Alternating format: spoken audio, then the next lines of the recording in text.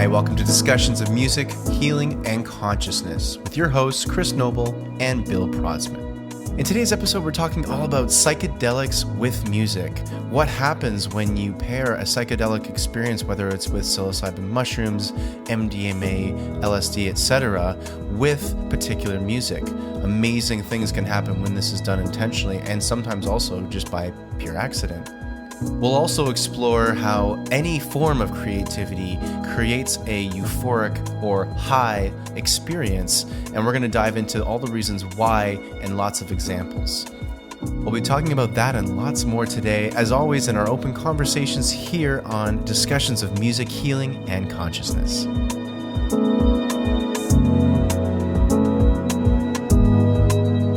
I've really been finding it interesting because I love psychedelics and I love the plant medicines that do alter your state of consciousness, but at the same time, I got to give so much credit to music as its own drug in a way. And it's one that I've been able to partake in since I was a very young child. Yeah, right. Yeah, me too. And it's luckily approved by the FDA and whatnot. Wait a minute. Should we not be doing this podcast? Because if we say this stuff, they're liable to schedule music. Oh, God. Well, if the FDA is listening, peace be upon you, and please do not do anything to music. Seriously. But, anything that has which is sort of an interesting question. So is the concern about psychedelics because of the altered state it puts you into, or because the substance is capable of putting you into the altered state? Because people are going to get to that altered state one way or the other. Exactly. That's the thing here, right? Yeah. Because it's healthy. It's really great there. Mm-hmm. So, I respect that. But banning the substance, it's like telling, it's like telling the director of the choir that he's practicing music therapy. That doesn't work. No. Right. But tell us about your experience, because I think people are going to be interested to know how you got there. Because everybody kind of has an appreciation of what it's like to have a psychedelic experience. If you've had one, I haven't had one with mushrooms, but I've had with MDMA. Yeah.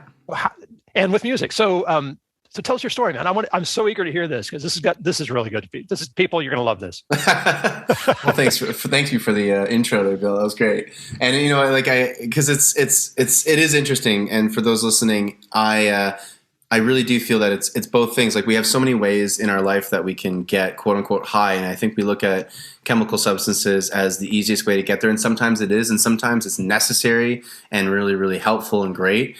But I had a wonderful experience on New Year's Eve here in the West Coast of Canada, and a very, very new group of people that I connected with literally on Christmas Day, because I'm new to the city. I'm away from all my friends and family, so I didn't have many plans going on. So I was the guy that got invited to the other existing plans. And lucky so you.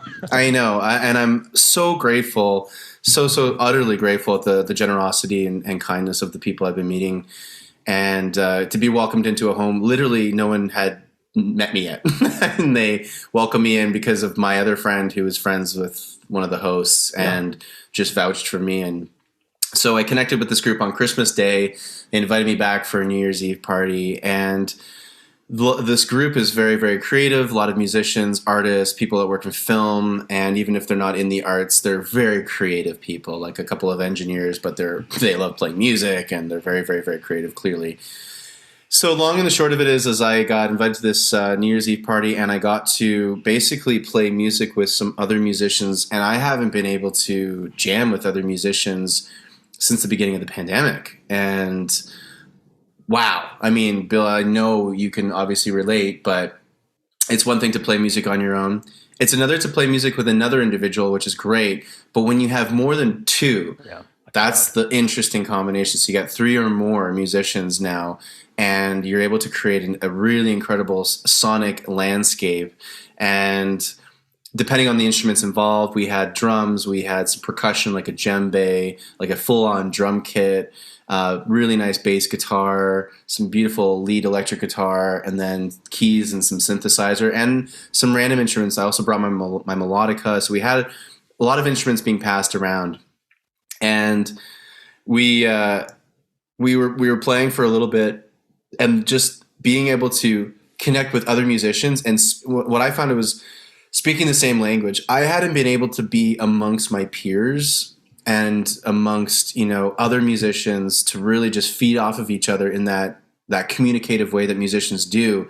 Instead of saying, hey, play this note, you'll just play a note And any intuitive musician will be like, ooh, I know it would sound good with that note. This will sound good. And then they'll put in their little thing. And then you build, and then you build, and then you build. And that building and just process. For the audiences listening to this, that process that Chris just described happens instantaneously. Yes. Instantaneously. Like, that's what makes us musicians, is we just do that. Yeah. For some crazy reason. For some crazy reason. If we're all synced up somehow in the cosmos and the ether and the what other dimension we're communicating on, and it is instantaneous. And that feeling is a drug. It gets you high. It feels so good because you're also connecting with these people in real time. And these are people I'm meeting for the first time, and yet we're looking over big smiles on our faces. And they hadn't had a lot of piano players in their group for a while, so I got to come in and offer a real new, fresh sound for them that they hadn't really jammed with in a long time. And so they were just loving what I was contributing. I was loving what they were contributing. And it was just this beautiful back and forth. And then as the night progressed, there was also some really talented DJs at this beautiful situation. And they one of the DJs came on and just played. We're just in their living room at this point, but they had all the instruments out and little mini dance floor, and the DJ started to play, and the drum kit was still there. So as the DJ sets were playing, some people, we would be hopping on the drum set, playing with the DJ, playing the djembe with it. So we had like live percussion with the DJ, and wow, did that sound so cool to just have like, a real typical dance set that you'd hear at some rave or something. And, but then with live percussion, and then I got to be a part of that live percussion, and for me playing the drum kit was just so much fun. I haven't played drums in forever. And, what a great outlet percussion is in different ways than a softer instrument like piano, even though technically it's a percussion instrument, but it's, wow. So, I mean, it wasn't necessarily like a crazy story. It was purely the emotions and the high. And I could go into the bathroom, look at my eyes in the mirror, and I saw my pupils dilate. And for those listening, a really quick trick when you're on psychedelics, in a sense, to see if you're to see if you're high, so to speak, is to look at your pupils. And if they're really open and larger and dilated, that typically means you're really high. So when I looked at my eyes and I was stone cold sober because I had to drive my friend home that night, I was like, was I doing mushrooms or something? Because my pupils are super dilated. I feel so ecstatic. I feel utter joy and bliss that I'd feel in MDMA. I felt like I was on all the drugs all at once, and I was completely sober. And it really reminded me of the power of music, the power of people and connection, and playing with other musicians. That's something I had forgotten a little bit about, what it's like to communicate with someone who speaks the same language as you. Yeah. Yeah. Oh, what a joy. What a joy. It's so incredible to have that as a group experience, right? I've had some of those experiences, but I realize that they're too precious, and I need to practice to teach myself how to do that, because there are times where I just don't have a piano, right? Yeah. And I don't sing. But there are ways of being able to access that same connectedness, I think, is the best word we've got for it so far. Yeah. But the psilocybin connectedness they talk about, where everything seems to be reliant and dependent and interrelated to everything else. And you just have this sense of being a part of the giant whole instead of this isolated island of, skin and bones. And that sensation, you can't describe the feeling unless you've had it. Yeah. And that feeling happens when you make music. Mm-hmm. If you're in the lane of being able to, I know what happens to people who don't make music that way too. So there's no judgment here. There are people who are they're excellent musicians, probably never felt that, but there are also people who may just be starting an instrument for the very first time and all of a sudden have this epiphany, or whatever word you want to put with it, of just how everything, this djembe that you're playing, right? It's animal skin and wood, and it's like, this is real. Primal. Yeah. And it vibrates, and you feel that against your chest as you're playing. It's like, whoa, this is really, I've come home in some way. Mm-hmm. And the sound of the drum is the sound of you, and you are the sound of the drum. And other people have said connectivity. This much better. It's just all there, right? And I think everyone who wasn't playing music, they were they were loving it. And for me, I'm speaking on behalf of someone who's a musician, getting to play with musicians again for the first time in basically 2 years. And that in of itself is an incredible experience. But for those who weren't participating and they were listening in a way, but that, in a sense they are participating because they're dancing too, or, singing along or whatever. So it was, It's I know contagious. it's very contagious. It's the best contagious thing you can have. I haven't had the band hasn't been together in forever, but one of these days our album will be done. We've all done remotely. It's okay. But I know that feeling of wanting to perform or wanting to collaborate, musically play together in the same room is just, and what you've said is so important about that third person. So doing a duo is cool. It's fine. But there's a reason it takes a piano, bass, and drums, right? There's sort of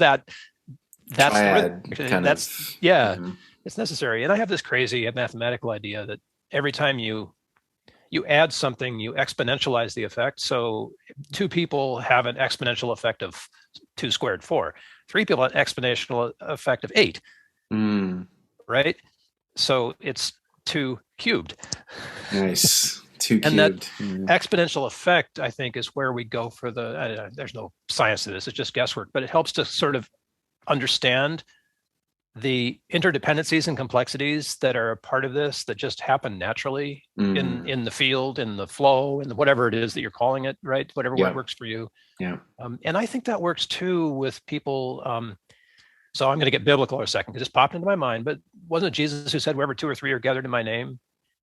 And I like that he used 2 or 3. It might be 2 or more. If I'm quoting that wrong, fine.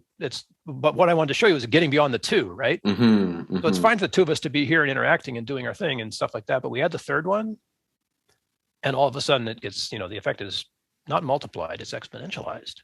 It's like going from 2-dimensional reality to 3-dimensional reality. Right. Right. Exactly. And since this is all about consciousness, that's a neat trick. And I don't know if it's true because how do you measure that stuff? But there is something to it because I felt it, and I had some performances. Again, grateful that I was able to have them this year with a friend, and we had a duo, and the duo was great. And he's a musician I played with for over a decade, and that connection is incredible. But what I experienced with these other musicians was different, and it did feel just overwhelmingly powerful because of the 2 cubed effect or whatever is happening mathematically going on, How do you, and I'm asking this because I'm curious, do you consciously make the jump? I mean, do you know when it's kicked in? The feeling? If you like used a substance to get you there? Okay. It's usually not until after, like I'm so in it. You are so present that you aren't thinking, am I high right now? It's definitely, I actually had a moment of panic at the party where I was like, oh crap, I am wasted right now. I got to drive home. And I'm like, I haven't drank it. I didn't have anything to drink. I have no substances in me. Why? I actually tricked myself because I felt so high. That's the follow-up question, because you realize that you have control, right? At some point, you can sort of turn it off and recover your 3D senses. Yeah, I can drive home and no problem because I can tap back into that. Yeah. But then, like you said, I clearly we all have this ability to tap into all the states of consciousness that we try to achieve through all the different psychedelics and any other chemical substance for that matter. And it's not to say that those don't have a place. They clearly do. They come from this earth and they're there for a reason. But also it shows that we can get there ourselves. We are that vessel that can take us into these other altered states of consciousness. But how can, in this day and age, we're just so conditioned into so many different ways of thinking that we are working against a lot of programming. And I think because of that programming, it helps to have different tools to get you into those states of consciousness. I know I need help from different tools to get into different states of consciousness. If I'm out camping for a week and I haven't been around my phone and I'm away from all civilization, it's a lot easier for me to just kind of tap in whenever I want to because I'm not so immersed in our distracting materialistic culture, for better or for worse. Yep. And, so I find I can get into it quicker when I'm really more into nature in those states of consciousness. But yeah, what a profound compound effect it has when you're playing with multiple people. And I was thinking too, like this is a question I had for the audience and for you, Bill, which is, can you access this similar state of altered state of consciousness, this blissful, connected, incredibly unified feeling that you do get on psychedelics when you feel, this idea of separation is absolutely an illusion. Everything is connected, and you feel that when you're on these substances or in a deep state of connection. Can you get there without substances through different means? And what I mean by that is music the only vehicle, or can you do it, of course, through dance, through other art forms like visual art? But then I even ask beyond that. Let's say you're a computer programmer, and that is your art form. You just love the idea of the binary world of computers and that language of coding and just everything it can create. Can you be with a group of your own peers in the computer programming world that are like maybe really, really creative in their own aspects, and then you're at a party with a bunch of computer programmers and you're all talking about your favorite things and expressing and showing some of your maybe latest projects and stuff? And in that setting, could you, in a sense, attain a similar state of connected, cohesive, higher consciousness when you're among your peers and feeling completely not only validated, but allowing to fully express yourself in that passion of yours? I don't know, right? Yeah, I've never been in that environment, but I know people who are that gifted. And I'm guessing that if your gift is in anything, whatever your modality is, and I have one I'm going to suggest in a second, but I think if you are able to be in that way, then yes, like all of the gaming stuff that's going on right now, team games. My alma mater, UCI, is doing a bunch of gaming stuff. They actually have a program now. It's an actual, sporting event kind of program at UCI, gaming. And I think gamers are in that place where they're that connected that they can cooperate almost, what would you call it? Like they are able to have some sort of extrasensory connection that allows them to unify around a purpose that way. Yeah. And the way that they do that is often an art. I'm thinking of martial arts, and we don't have many group martial arts things anymore, but you watch the movies, right? And the one I wanted to mention that I do have some experience with is having talked to a lot of combat veterans.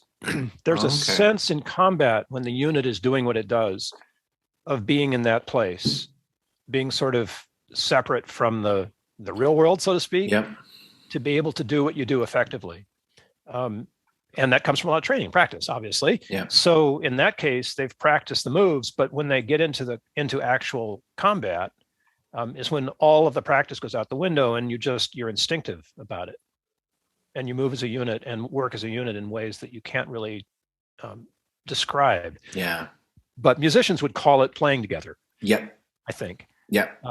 And so this is another interesting thing too, because I've had the great privilege of leading drum circles for homeless people. And I did the way that your DJ was talking about. So we'd have a track, right? An hour's worth of songs that's organized in a particular way. Just press play, everyone picks up a drum and goes for it. And I've seen people who have no musical aptitude literally walk off the street and become connected at whatever level of talent they have, right? It's not hard to bang a drum, but for some people that's intimidating, but still, so that effect happens, and it happens different degrees. I mean, not everybody that comes in has the effect of being, high, but Chris, I think that as musicians, we've practiced that so for a long time. So we go deeper, than the average Joe, but it doesn't mean that it doesn't happen for the average Joe. Exactly. Right. They still have that moment. And, when the music stops, everybody kind of looks around like, so what's next? We did all this stuff together. Now what? And even as I'm thinking about this, the crazy sing-along that I lead, once a month, it's just public sing-along, right? It's always weird when it's over because it's like, we want to keep doing this. It's a blast, but what do we do now? Right. Right. What's the next thing that's going to happen? So there's been an effect of connection, and it's an effect of a connection that people are not ready to break. Yeah. Right. You don't want to go home No. after it's done. And, I suspect also because of my experience with volunteering for veterans that when your unit is done and you leave military service, that very special connection that you've had sometimes for years with the men and women that you've worked with that closely, like in a band, if the band were to break up, it's visceral. You feel it. I mean, you got your way in and now it's gone and you have to find another way in. And And it's such a beautiful thing when you're in the way, right? When you're doing the work, when you're at that moment where you know you're high, but you're completely sober, right? And maybe the great opportunity or invitation of our lives is for each of us to find whatever that is. Find your band, all your bliss or something. You know? Yeah, form of it, whatever that is. Do the thing, because once you've done that, you can't go back. Absolutely. And what's that war? There's a war show, Band of Brothers, I think. Yeah. Band of Brothers. I mean, that's for an army, but of course it applies for music. And the analogy is pretty appropriate, I would say. It's that, I guess this word, I'm just discovering its more meanings to the word band now, but you band together with people that you connect with, right? And yeah, I think everyone, I miss my reggae band back in Toronto so much because they were family, and I've been playing off and on with them for over a decade, and oh my God, just talking about it now, I'm just like, oh my God, like I miss, it's like family, it's like soul family that I genuinely miss, and miss specifically in the context of what we all love to do, which is perform music for others. And I can absolutely appreciate from a different experience with music for the veterans coming out of years and years of service and having that deep connection with their platoon or their squad or whatever, and then to not have that and to have to find other ways. And you can, of course, there's great ways. Sports teams are another really great way to make kind of that like bond through the same group of people you see every week and play that sport. And if it's a competitive league too, then you can really get into it. And I find that very helpful. I do love that kind of camaraderie that you can find through sports. But I can really appreciate that. Once you've experienced it once, you really understand the value and the importance of it. So you hopefully can find it again and again, because it's important. I was reminded how important that was just recently. And unlike an addiction, which is harmful, there's no harm in this one. No. This is something you can chase without, there's a little bit of stigma getting over your bad self before you jump in and play drum for the first time, in a drum circle. And that's normal. We all get that. I mean, I'd have that same feeling when I'm playing with a new band for the first time. It's like, oh my gosh, can these guys actually play? Right. So you have that sense of angst. Normal, no worries, go with it. It helps the butterflies, fly in formation. But it's a good sign that you're doing something new and exciting, actually. Right. And do that. And yeah, it's challenging. And oh my gosh, I mean, the last thing you want to do if you're traumatized beyond belief or depressed beyond belief or whatever it is to connect with somebody else around something you've never done before. That's impossible. And yet, I've watched it happen, you guys. I mean, Guitars for Vets was amazing. You hand a guitar to a veteran. If they couldn't play anything, with the moment that they learned to play a clean note, it was like the lights came on. You can see it, right? I love that. You just see it. They just light up.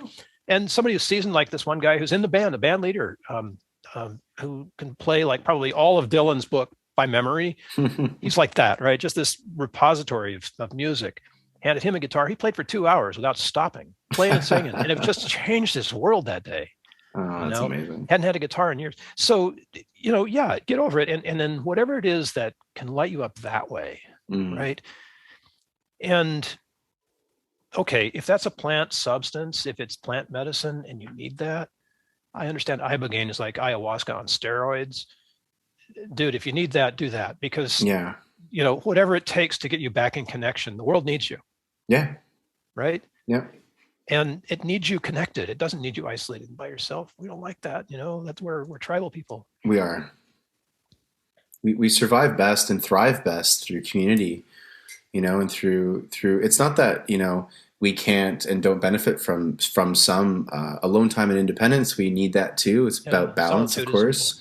And being okay on your own is really important, and being okay with being around yourself. I think a lot of people, because of the pandemic, forced them to spend a lot of time with themselves, and because they hadn't faced themselves, because we are very, very good and also very encouraging of distracting ourselves from the things that really matter. And so it's very easy to do if you're very, very busy with your career and then family and then Netflix and then, basically you got no time to go inward and access any aspects of yourself.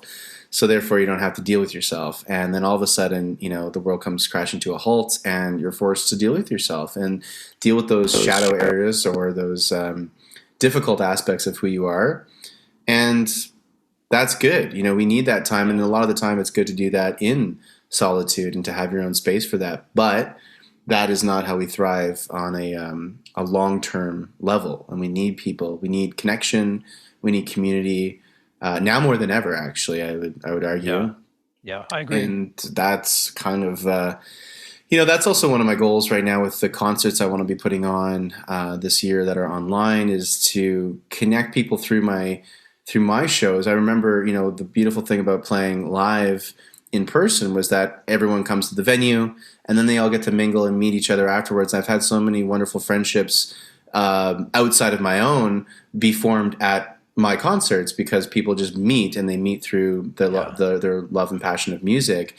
And so I want to be doing more of that, intentionally online. People can still connect through Zoom and connect on the chats and try to do the next best thing that we can do in these times to continue to connect and not have to lose that aspect of our humanity, even though we're in certain regards unable to do a lot of things right now. It doesn't mean we still can't connect and thank God have some technology to lean on to do so.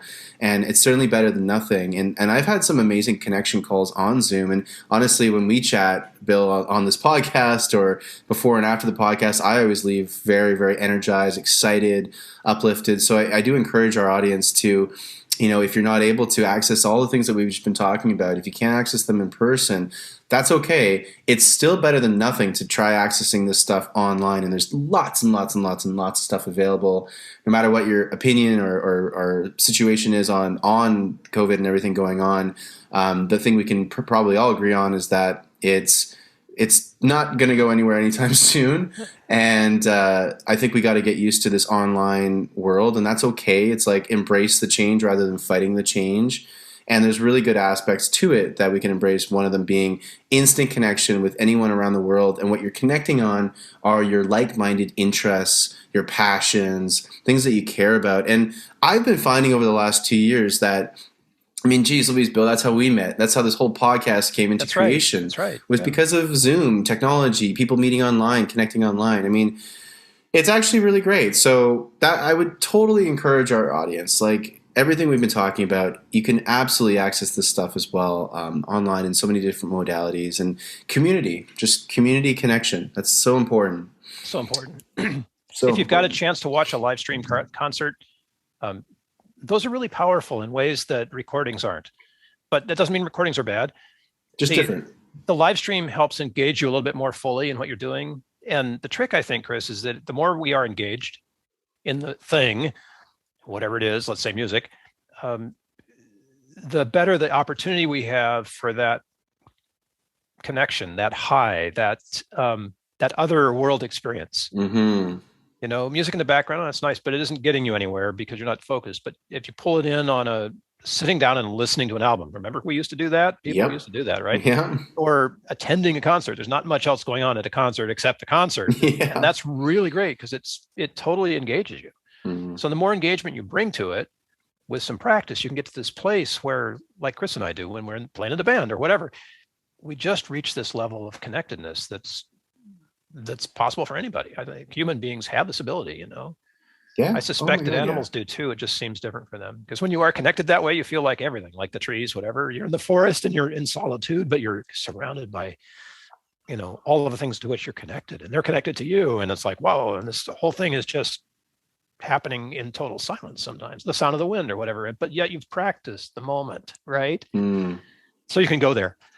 And that's the key. It's a beautiful place. Yeah. It's a beautiful place to be. And because, hey, while mushrooms are illegal in a lot of places, this is not. Music is always going to be very accessible. It's something we've had since humans have existed.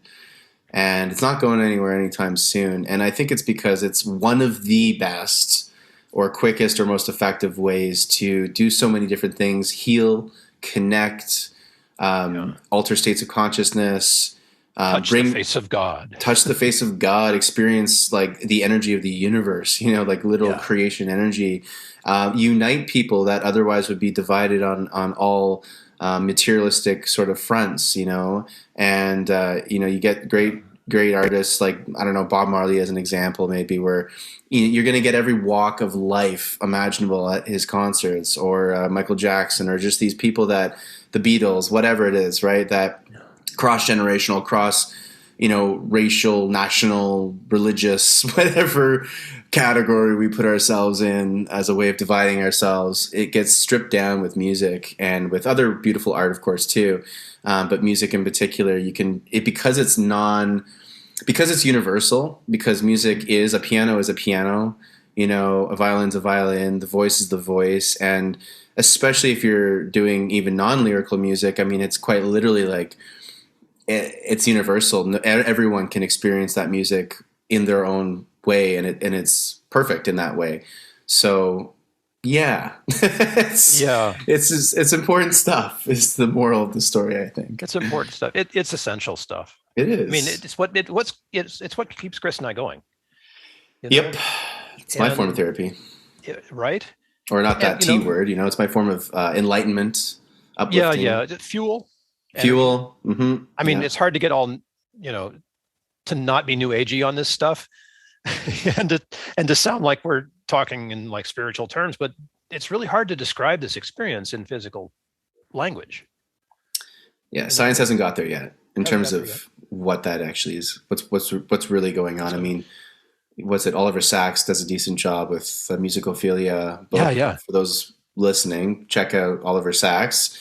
Really great neuroscience on music and of course the brain, but it's just scratching the surface. It's only really looking into some very specific phenomenon, and it's nowhere near, like, we have no clue really what's going on with the human soul, body, mind, emotions with music, and that's why it's so cool. It's still magical in that way, right? Yeah. I love it. I know the world of philosophy has been very constrained by science recently. In the last, since the Enlightenment, for example. And music will probably be constrained at some point too, but they're still measuring the effects rather than the cause. Yes. And I have great respect for that, because it helps understand where the cause might be. Mm-hmm. But when flipping plants can make music, tell me about the level of consciousness that's in a plant. Show me where the brain is that we're going to measure. You know what I'm saying? It's like, let's forget about the cause for a minute and just let that be magical, and find decent ways, spend our energy finding decent ways to get to the cause.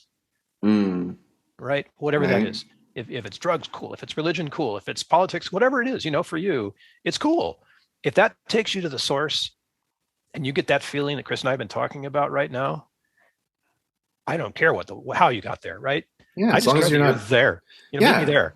And we'll see you there. As long as you're not hurting yourself or others, like, get there any way you can, and you won't regret it. It's a place too, like, it's a feeling and an experience that you take back into your everyday life, and it improves your everyday life because you have a newfound of presence and joy, and I just find, especially these days, like, I'm just laughing a lot of the time for no reason whatsoever.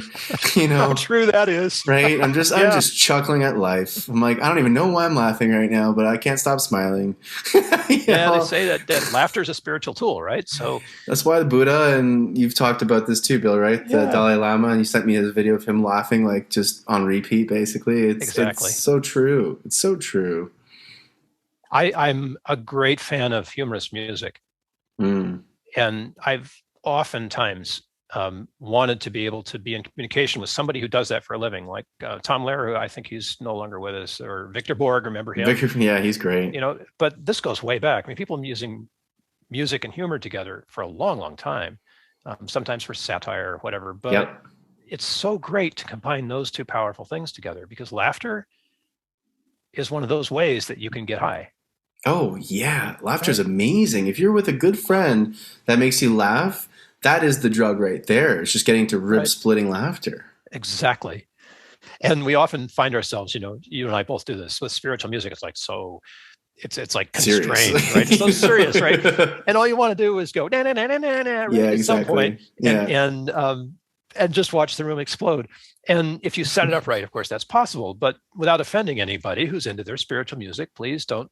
I don't mean to offend you here, but if the idea is to bring you to that place, find the best tools. And if science has to inform your choice, then let science inform your choice. But why not just listen to what your heart is doing? You know, we all love to laugh. I have yet to meet someone who really doesn't like laughter. Right. You know, it's been 60 years and I'm counting, but right. And that's a whole lot more basic than even musical genres, right? I can offend people by playing, you know, the Beatles in a classical room. And I'll do that if there's going to be an effect for it that I want. Yeah, so that sounds awesome, by the way. I'm like, I'd listen to that. Right. So, but I'm also sensitive. So whatever your way in, if it's music, you know, hey, if it's metal, go for it, man. Metal people are some of the happiest people I think I've ever met. I know. Right. And if it's classical, go for that. I mean, if you're so locked up that Bach is your thing, and here I'm being judgmental, dude, I'm so sorry, because Oliver Sacks loved Bach more than Beethoven. Right. Yeah. Right. I can't judge him, dude. That's his thing. So whatever your way is, you know, if it's ayahuasca, go for it, whatever, but get to that place because we need you there. Right. The world needs you there. The world needs you there. And hey, maybe we'll see you and have a chance to play music or laugh together or band together. Band together. With whatever it takes, right? I love it. Well, I know you'll be having some concerts that our listeners can stay tuned to at some point in the future, Bill. And looking forward. Yeah. You know, those listening will definitely be putting more information of our concerts and things coming up. I've got some coming up soon as well. But when we have the links, you know, you can always, in the description of our podcast, you can access, you know, our websites, and that's going to have all the information there. So that's all you need to do is just hop on those links and check us out, because I know for both of us, we really want to get really good healing vibes, good vibrations out to the world, really. And that's what music's all about. And it's the participation from everyone else, from those of you listening, you know, that creates the full experience. It's a cyclical experience. You know, we put the music out there, but if it's not received, it's not really a performance or an experience. It's me playing back in my home, which I do all the time, and that's great. But I also love to share and have those symbiosis, those amazing experiences where we all grow and expand, you know, together. Yeah. Because we get the same effect on stage that you guys get in the audience. Oh man, do you ever? And that's a drug right there too. Yeah, that performance high. Whew. So much of that, and it's available to everybody. We don't have any lock on this. Anybody can do it, right? Absolutely. Some people, you feel that when you go to a karaoke bar and just put a microphone in front of your face, you know? That's a laugh in right there. Oh, I love karaoke for a good laugh. Oh man, it's the best. Oh man, and there are some talented people out there. Oh yeah. You know, but there are some people who are like me doing karaoke is a hoot, and it's not because I'm funny, it's because I'm terrible. And I love karaoke for that, because I encourage everyone who thinks they're not a good singer, I'm like, then go do karaoke. Yeah, you want to get schooled. You're gonna love it. You're gonna love it. It's so fun to be bad, you know. And the high is so great. I mean, you really do have that opportunity. You're like right there. Or ecstatic dance, you mentioned that. I did some of that back in the day, and what an amazing thing it is to dance for like 5 hours without stopping. I know. So we're giving plenty of, go for it, people. You've got this. You got this. You guys. We'll see you on the other side of bliss and limitless expansion and connection with the universe. Yes, and it feels really good. Yes, in case you haven't heard us say this a billion times already now, it is amazing. Hey, thanks for sharing your story. I realize that this stuff is very personal, and I really do want to honor that, because everybody's experience of connection is different. But when it happens, it's just so beautiful, man. So thank you. Oh, my pleasure. Offering that one up. My pleasure. And I hope the listeners listening can get some inspiration and know that they can access it in so many different ways, and just to look into what you have going on in your life and what's easy and accessible and feels fun and easy. Fun and easy, very important emotions. If it feels arduous and really, really difficult to put together, it's not simple and easy, you know. Just literally throw on YouTube on your own computer and literally type in your favorite song / karaoke. Yeah. Start singing. Remember that big red button that Staples or somebody had that says that was easy? And you'd mash it. I don't know if it made a sound or did something. I think it said that was easy or something. Picture yourself with one of those. Like that's your in right there. There it is. You want connectedness? Mash the button. Right?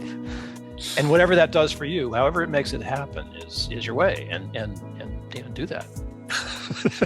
I love it. It's easy, simple, and blissful, and it's good. And it's good, really good. Really good, dude.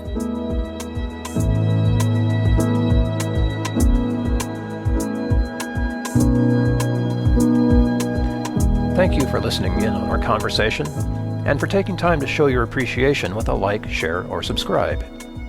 Discussions of music, healing, and consciousness is a practice of spontaneity, and we welcome your comments, ideas, and questions. There are ways to connect with us in the show notes, so let us hear from you. Until next time, this is Bill Protzman along with Chris Noble wishing you great musical health. Samara Huchaya.